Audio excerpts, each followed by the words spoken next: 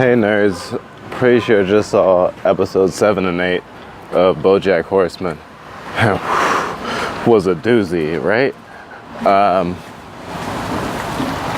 The first one being an episode within an episode, or just a recollection episode, kind of teasing out what happened. Oh shit, look, there's a top pinata on Bojack's head. And then just kind of like through a weird turn of events, actually using a well-established thing, Bojack getting the paper every morning, as an avenue to tell a story of what was happening up until that morning, and continuing him getting the paper. All through what seemed initially and continuously like a gag. Subtly referencing things like Pulp Fiction and, of course, the actual show, The Closer. Pretty cool. The more complicated relationship between Bojack, Todd, and Todd's other best friend, I guess you could say, getting really out of hand. And even that great idea he had being ran to the ground in the next episode, with letting male riders be a part of the app and ruining the company in a way is kind of fucked up. Bojack's continued lack of responsibility, or lack of wanting responsibility, is really ramping up this season. And his relationship with his publicist has been on an incline that I did not expect. The spying part, sure, but the "oh yeah, I want to know you" part was actually kind of endearing. But at the same time, I think it's kind of mirroring his relationship with Princess Carolyn, not just in the flashback episodes, but in season 1. And it's probably not going to end well, I don't think. He's probably going to just drop the ball on her completely when she exhausts her usefulness. Although she's been really useful. Especially jumping into the other episode, Old Acquaintance, which mostly referred to one of the kids from Horseman Around that wanted to start a sequel series. Probably in the essence of a Fuller House. And him wanting Princess Carolyn to shut down the thing so he didn't have to. And it only ended up being that his publicist ended up shutting it down for him, which was great.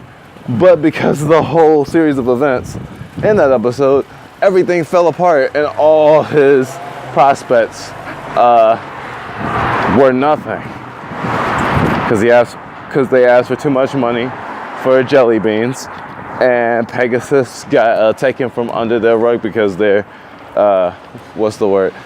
Because they're, oh shit, think about it.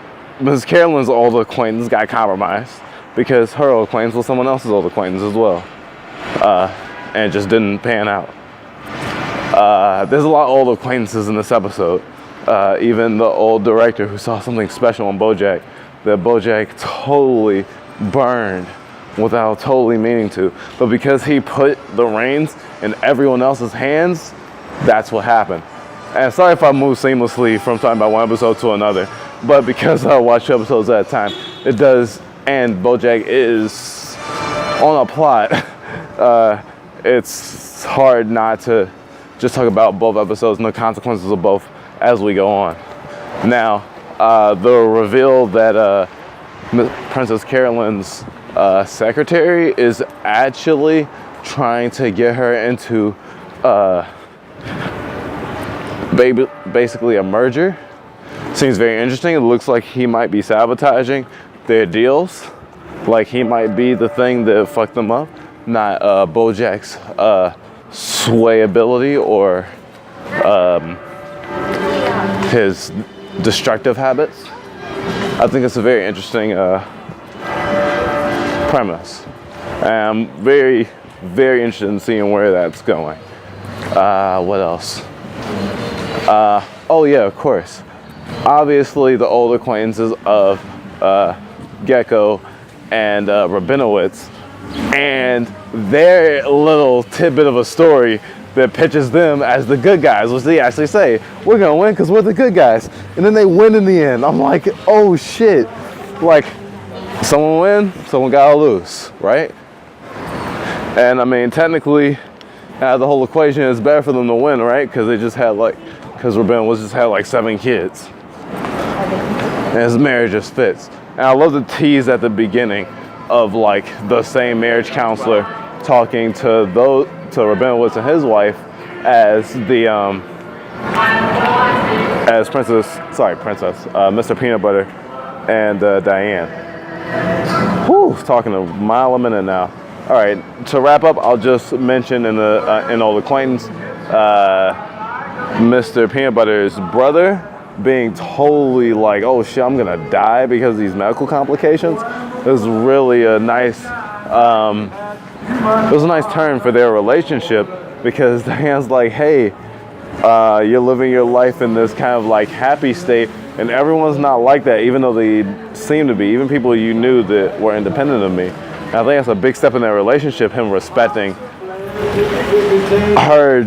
her gut and her being able to tell when someone's being like really, really vulnerable.